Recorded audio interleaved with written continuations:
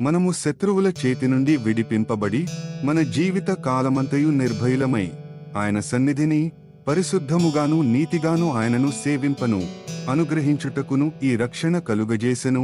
పరిశుద్ధ లూకా వ్రాసిన సువార్త 1వ అధ్యాయము వచనములు 75 మరియు 76.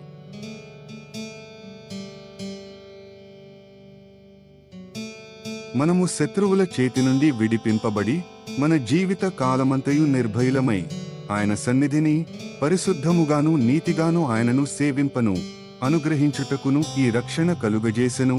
పరిశుద్ధ లూకా వ్రాసిన సువార్త 1వ అధ్యాయము వచనములు 75 మరియు 76.